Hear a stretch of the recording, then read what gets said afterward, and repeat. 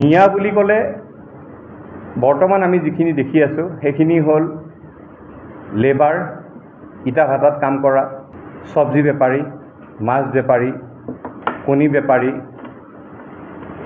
মোবাইলৰ temper glass লগোৱা সিও আছে। আজমল ডাঙৰীয়াৰ ছুপাৰ 40 এটা আছে। বছৰত 40জনকৈ ল'ৰা ছোৱালী তেখেতে ওলাই আছে।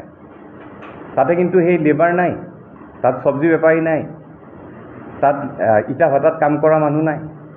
তাত আছে ডক্টৰ, ইঞ্জিনিয়াৰ, IAS, IPS।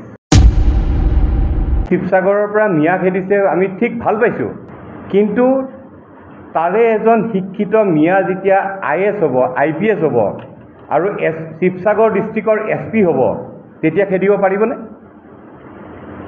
তেতিয়া খেদিব পৰা যাবনে? সেই SPয়ে কি কৰিব? পিঠি ফালি বহল কৰি দিব কোবাই।